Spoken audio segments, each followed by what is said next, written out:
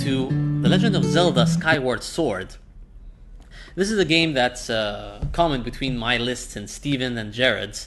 But I found I'm surprised that I placed it at number 3. You'll see why number 2 is number 2 and number 1 is number 1. But nonetheless, top 3, that's awesome. And I've been a huge Zelda fan ever since Zelda 2, The Adventure of Link for the Nintendo. So every time I play a Zelda game, it makes me smile or it gets me engrossed. And Zelda Skyward Sword is one of those games that had me engrossed through the whole experience. Not because it's just it's a Zelda title with its really successful formula. There's nothing like it in the market. No, the only game that got close to the Zelda series is in terms of this generation is Darksiders 1 and 2. Nobody can replicate Zelda, and nobody has replicated Zelda except for the Darksiders team. You have to understand the mechanics of it. Yeah, some people say it's formula. Hey, I know what I'm expecting when I'm getting into a Zelda game, but at the same time, know what you're expecting doesn't mean that it's lazy or bad. It's good. It's nostalgic. It's not the same ideas that you see in Zelda for the Nintendo or Link to the Past. That's why I get annoyed by people who say that Skyward Sword is bad or it's the worst in the game. It has a really terrible pace because it's very slow in the beginning. So it gets me a bit frustrated because these people they really see things from a shallow aspect. All Zelda games are the same. These comments get me a bit annoyed and a bit iffy. Yeah, Zelda. I'm not saying that Skyward Sword is perfect. Obviously, it has its quirks. When yes, I agree that the intro was long, but it was rightfully long. It had to teach you how to play with the motion controls, because this is a totally new aspect to Skyward Sword, and they were really successful. I would say 80% of the time these controls were perfect. Like my pals Jarrod and Steven said, they justify the Wii. And it's unfortunate that not a lot of games make use of Wii Motion Plus in the Wii's age. Zelda Skyward Sword was the only serious game that gave Wii Motion Plus like a full utilization. You can't go with a game without Wii Motion Plus, basically. And it does make swordplay very fun. It does make your classic weapons really fun to use as well. I would say, like I said, 80% of the time these controls work well. The other 20%, either some sort of technicality happens. It doesn't detect the motion well with the bombs and whatnot. But it's not to the degree that makes the game unplayable. It's still a great, awesome Zelda title. The plot as well it gives Link more character. There's a really unique originality. I want to call it, what I want to say, it's like sort of the preceding prelude to the Zelda series. It gives you origins of how Link came to be, how the Master Sword came to be, how Zelda came to be, how Ganon even came to be. It gives you like a lot of preluding elements. I expected more of the plot. I wanted more because I'm a really die-hard timeline fan of the Zelda series. I love the Zelda timeline, but at the same time it tells its story quite well. Very high production values for a Nintendo title. The soundtrack is very memorable. I can't believe that that they finally made some real live orchestrated Zelda music in a game. Finally, after all this time, I've been waiting for something of that sort. So yeah, Zelda Skyward Sword is a really good Zelda game, not because it has the formula, as you could say, the Zelda formula. It tries to make it deeper. It develops the Zelda formula even further. It throws in a couple of nooks and crannies, like a bit of stealth aspects from the the Wind Waker, Phantom Hourglass, and Spirit Tracks. It has a bit of stealth in the game. Some of the segments people say they're frustrating, but I did find them, in my case, find them really challenging, and I do like challenge in my Zelda games, obviously. The reason why it didn't place in number 2 and number 1 is because it's not my perfect Zelda title. I always want Zelda titles to be like, because I love the series so much, I want it to be perfect, and Zelda Skyward Sword had a couple of nooks and crannies. Like I said, little slow start. The motion controls don't work 100% of the time. There's a little slowdown in the game, which is very surprising from a Nintendo title. The overworld is very lazy. I wanted more from the overworld. It has a really like, okay, we don't care of the overworld. We just want you to go down and play in these playgrounds, as many playgrounds as you could say, as you could put them. The overworld is like an afterthought, in my opinion. It was an unfortunate afterthought. A lot of well hidden secrets here and there. It gets kind of challenging, but not to a degree that that you're gonna kill yourself or something of that sort. And speaking of which, I don't want to go to the next game in my top 10 without giving special mention to two titles in the Zelda series, which came out this generation. It's Zelda Phantom Hourglass and Spirit Tracks.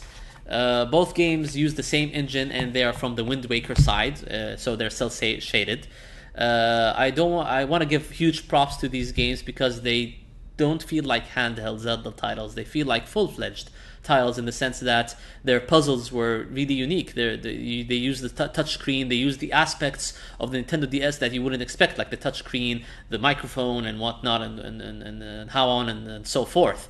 Phantom Hourglass is the all-around the best one in terms of like all-around package, but Spirit Tracks is for the veteran. Like they sort of take it one step further and give you like more depth in the puzzles. It's kind of difficult from that point of view, and it does feature an easier structure in the sense that Phantom Hourglass had this Temple of the Ocean King. I liked it. You always had to go back to it every time, and you had to go through the floors again. It was really interesting, experimental, but some people found it as a drag or boring.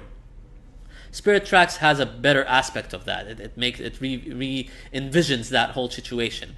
But at the same time, I don't want to. The reason why Spirit Tracks, in my opinion, doesn't place in the top 10. I don't want to put it there because there are some serious flaws in the game, especially when using the Spirit Flute. It uses the microphone, and it's terrible. It's one of the worst and most frustrating aspects in any Zelda title that I've ever experienced, because it doesn't detect your flute well. Every time you try blowing, especially the final 2-3 songs of the game, you would swear that you got the sequence right, but it doesn't work. It tells you it's wrong, so you do it again. It makes the final boss one of the worst experiences I've ever had in a Zelda title. So that really bogged down Spirit Tracks, in my opinion. And the traveling locomotive aspect of Spirit Tracks, it wasn't as engrossing as sailing, in my opinion. That's another thing that made it a bit of a drag. But that flute thing, yeah, it was just really bad. Phantom Hourglass is bug free. It doesn't have these problems, but at the same time, it's easy. It's not a hard game to go through. That's why it doesn't place in my top 10. So cool stuff. The Zelda series of this generation, Skyward Sword deserves a lot of props, and it definitely deserves my number 3 spot.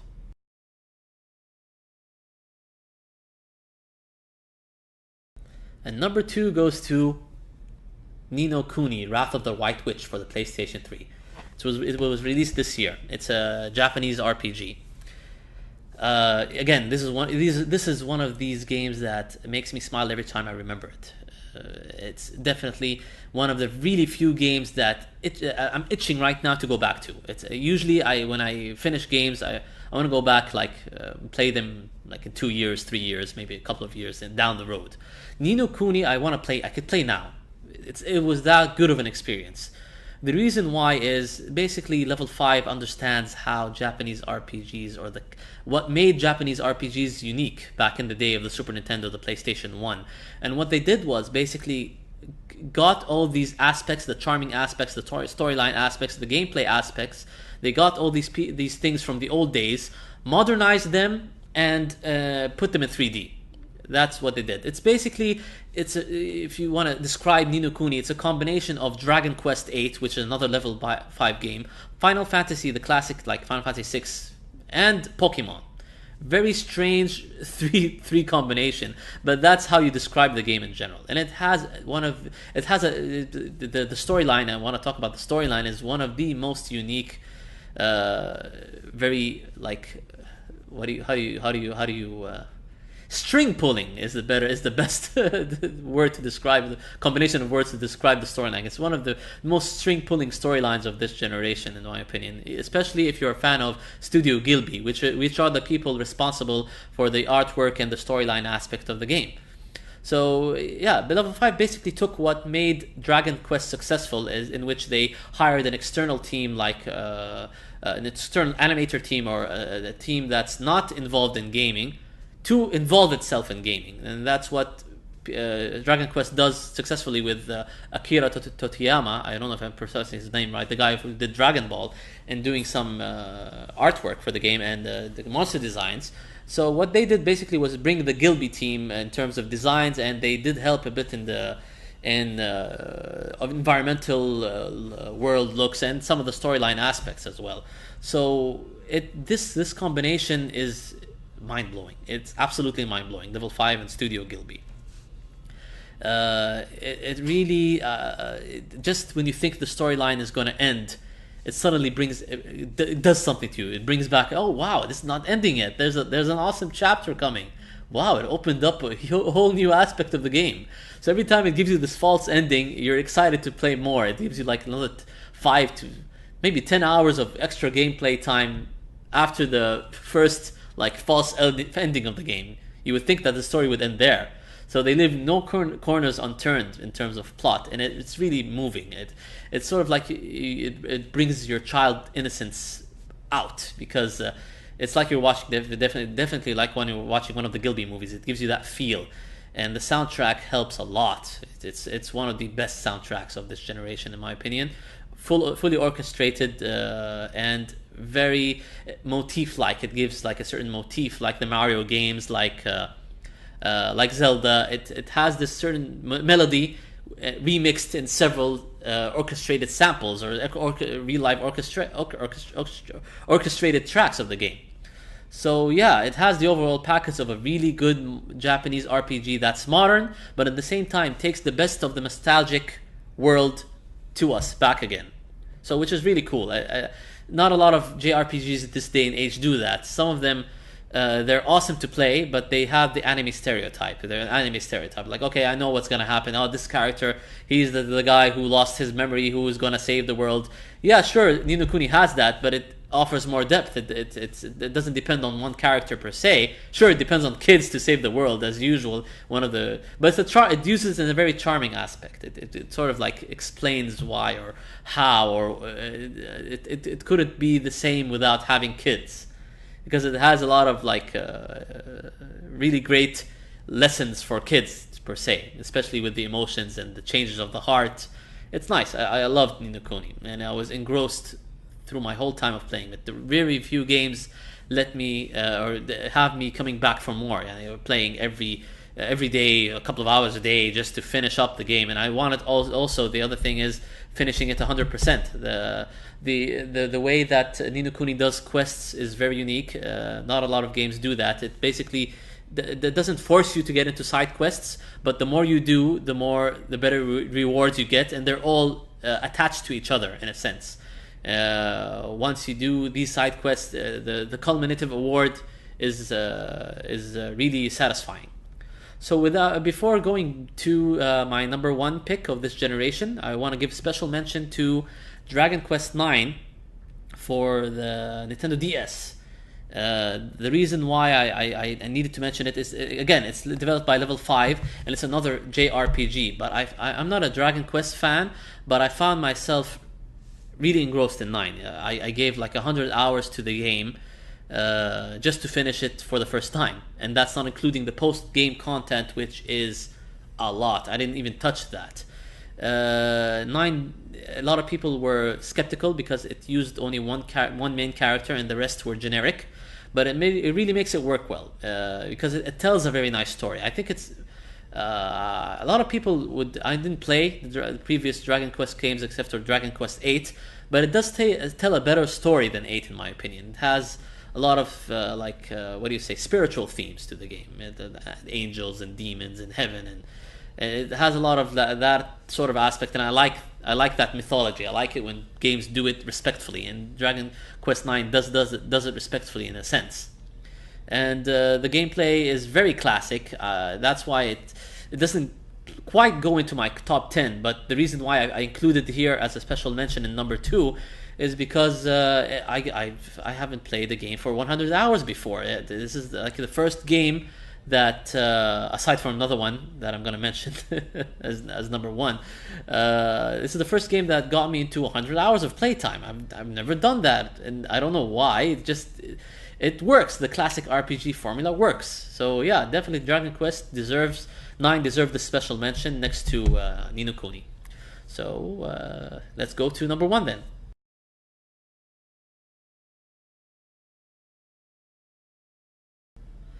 So we're finally here, the number one pick of my top 10 games of this generation, and if you know me well, you wouldn't be surprised by my pick. It's basically Xenoblade Chronicles for the Nintendo Wii, and I just want to show that I do have the US version just to support the game. That's how much I love the game. But I did play, most of my playthrough, or all my playthrough actually was a UK version, basically. I imported it because of how excited I was for it. So this is a game that I never expected in my lifetime to put in number one. I didn't know what I was expecting from Xenoblade Chronicles. I knew it was a JRPG. It was unique. It had an active battle system. It was really interesting in a sense that it was by Monolith Soft and published by Nintendo. It had a really awesome online campaign for it to be localized in English, and it worked. It made Nintendo America convinced. So yeah. All of these made me pumped, but I didn't know what I was getting into. I didn't know that was going to be one of my favorite games of all time, basically, and my number one pick for this generation. I'm really at loss every time I speak about Xenoblade. I'm really at loss for words because it has so many things that clicked with me and got right in terms of making Japanese RPGs unique or thinking outside of the box in terms of Japanese RPGs. Ni no Kuni was mostly in the box. It had an outside of the box battle system, but it had a lot of classic elements to it. Not to say it makes it a bad game in general, but you know what you're expecting. It's charming, but you know what Ni no Kuni is going to throw at you in terms of mechanics and whatnot. Xenoblade Chronicles is very different from your typical JRPG. Yes, it's inspired by games like Final Fantasy XII, Dot Hack, White Knight Chronicles. But it does things, in my opinion, better free flow and more engrossing in terms of gameplay. I'm talking all that in general. The active battle system makes it's very fun. The AI is competent enough, and the thing that got me into Xenoblade Chronicles is the best thing about the game is the world of Xenoblade. It makes you engrossed to this world. It's like you're living a virtual world of your own. It's that big of a scope. It's that awesome of a game. It has that cool of characters. I've never been interested in non-player characters before. Usually they give you one bit of dialogue and, hey, come to my shop. Hey, there's something over there. Even with RPGs in this day and age, even the modern RPGs have that. Xenoblade Chronicles does something like Mass Effect, for example. It has you interested in other characters, aside from your main ones. It does it in a way that's very charming, and you know that you're going to see these non-player characters back again if you're going through the side quests. And it has this big family tree, basically, in which how these characters relate to each other. So maybe you'll be helping one guy from here, and you'll find out that his relationship with another non-playing character would develop if you help them both. Maybe there are brothers who are fighting, for example, and you want to get them back together. Or there's a team of military guys and girls, which are like competitive with each other, and some of them say rivals, some of them say friends, some of them say commander, and the more you help them in these side quests, the more change they'll have. And usually don't have one. You have more than one choice with a lot of these quests. Like you could say, okay, I'm gonna screw this character off so that their relationship can be worse to strengthen another relationship. So it's awesome. It has a lot of depth to it in terms of side quests, and it's really engrossing. I feel that I know these characters. Like every time you go back to them, there's one of these quests. Like in the first hour of the game, you discover the side quest of a female military captain, and you keep helping her. And towards the end of the game, before the final battle, obviously if you're following this character, you suddenly find this quest very interesting again. It pops up all of a sudden. It says, hey, you didn't help me fully, you screwed me off in the last quest, hey, there's something still going on here.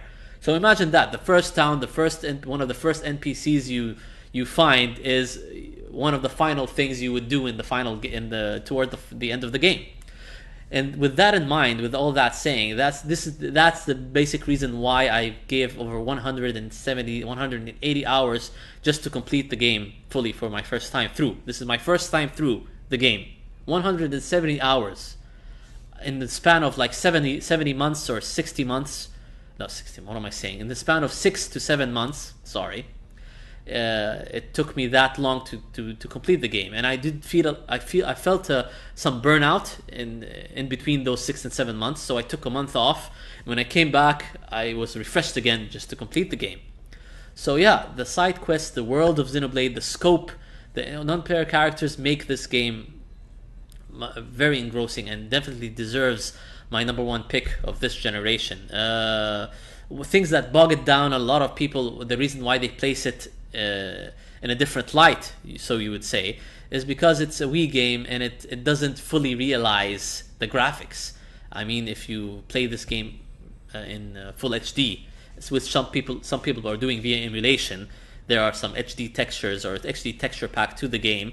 It's absolutely mind-blowing. But in 480p, you're sort of like, it's still a bit iffy. It seems a bit last generation like. You can't be fully engrossed in the game because the graphics aren't up to par. But with me, it's not all about graphics, and I was willing to overlook it because it was that good. It told a very good story.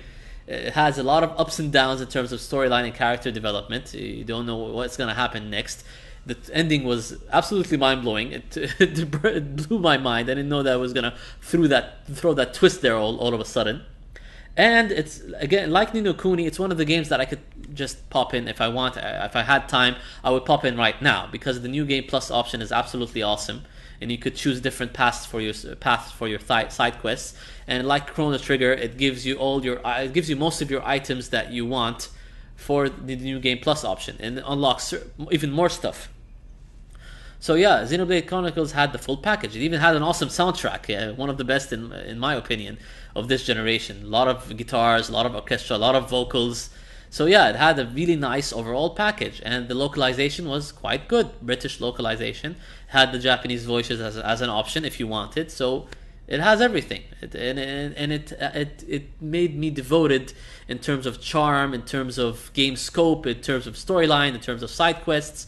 It had me coming back for more. So yeah, and plus obviously the big thing is that I played it more than any other game in my life. So that's why it's one of my favorites, not just this generation, but of all time.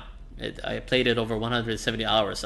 I can't say anything. I can't say that any other game made me play it or made me interested for 170 hours. And seriously, I was interested every hour. I even had if you see my videos over at Project COE, there is a full highlight reel that I devoted to Xenoblade gameplay, basically just trying to tell people guides to certain side quests and whatnot. And it did have quite a bit of attention to it. So yeah, I had a lot of fun. I'm glad that I'm not the only one who thinks that this game is one of the best, if not the best, of this generation. And by the way, special mention goes to Lost Odyssey for the Xbox 360. It's a Japanese RPG developed by the guy who made Final Fantasy, or responsible for the Final Fantasy series of the Golden Era. He went and made his own company, Miss Walker. So Lost Odyssey, the guy definitely knows his stuff, and you expect greatness in the game, and it definitely has a lot of great aspects. It's 4 discs long. It's very long, chunky, engrossing. The reason why I didn't include it in my top 10 is because, first of all, I didn't finish it.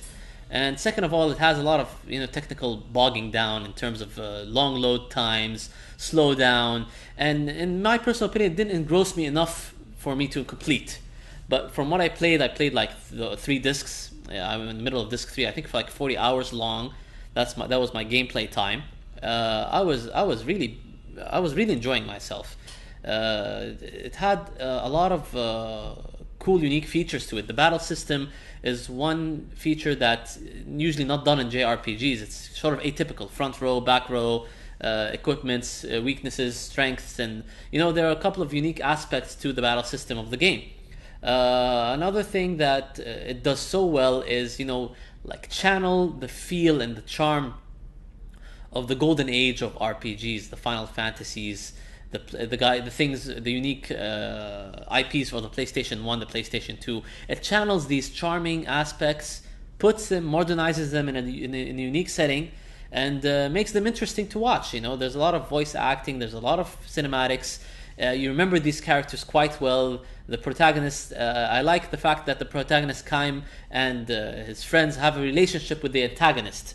There's a past relationship and they were in good terms, and they, when they go into the backstory, it's just really good.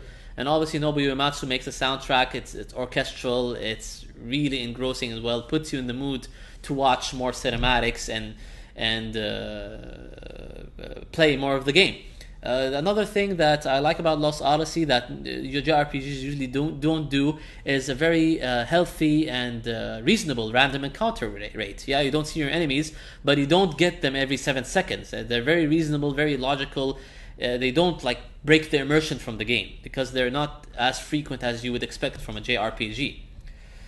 But as I said, it's just not quite good for my top 10. It's still a great game. I don't want to give it flack, but it wasn't engrossing enough for me. It definitely deserves a special mention. Before I sign off, there was something again that's unique about Lost Odyssey. Is it has these sections that what is it? The Tale of the I forgot what it was called exactly. The Book of the Thousand Years. Basically, when you go to certain inns and sleep over, or after certain chapters, you get some flashback memories, but in novel format, in reading format. It's like you have to read the dialogue, but at the same time, it integrates the dialogue with backgrounds, sound effects, and music. So it's absolutely awesome. I never expected reading to be so enjoyable. We always read. I love reading. I love reading novels and whatnot. I love reading books. But at the same time, it made reading so enjoyable that you want to go and read the next one. Like that good of integration, and the localization, the writing itself, very uniquely done. I don't know who wrote or translated the Book of the Thousand Years or whatever it's called. But whoever it was, he deserves a lot of props because it's really novel-like. Like if this was released in novel form, I would buy it. It's that good. Very engrossing, very descriptive writing, very unique writing. He has a certain flair, certain style. You know that he's the same writer when you're reading I'm really sure it's like either one or two guys doing the same, or localizing the Book of the Thousand Years. And the sound effects and the music really make you into the mood. It's as if you're watching, as if you're visualizing a game or cinematic playing right in front of you. I loved it. I absolutely loved it. This is one of the best and most unique aspects of Lost Odyssey. Doesn't push it to my top 10. Yeah, as I said, there are a couple of things that bog it down. Technically, I wish the loading times would be longer because it does break immersion, in my opinion. I wish the environments would be better suited for exploration. I wish it had more side quests. It does start off a bit linear, in my opinion, but in the same time, I can't praise this game enough. It definitely deserves my special mention here, special thanks. So hope you've enjoyed this list. Sorry if I took so long in explaining every game. It's sort of like, it seems like a retrospective vlog plus my current feelings, or mini review of the game, you would say, of each placement. And I hope you've enjoyed it. Obviously, I encourage anybody to make their own lists as well, because as we're heading towards the next generation, this is the perfect time to end off your bucket lists of top 10 games or top 15, whatever you want to do. But it's a very nice thing to look back to your past 6 years of your gaming life and try to pick 10 games that made a difference, basically, in this generation to you. And I'm sure that every gamer, there are a couple of common games you would find in every list. But every gamer has different tastes. Every gamer, not everybody plays everything. So I'm sure that you would find something unique for your list, and definitely would have me interested in looking into. Just like what Jarrod and Steven did. Basically, all those AAA shooter horror titles that I didn't get into, like The Last of Us, and there's the RPG series Mass Effect. Now I'm really even more hyped to play them someday, and definitely maybe these games would change my aspect or change my list a bit. But for now, for this generation, as a red line, so you would say, as the games that I've currently played, I'm satisfied with what I picked here. Hope you are satisfied too. As usual, like, comment, subscribe. I would love to hear your top 10 games of this generation. If you agree or disagree with me, it would be awesome to have some dialogue with certain games and certain special mentions that I've put here. So yeah, catch you guys later, and enjoy the rest of my videos. Enjoy your week off. Bye bye.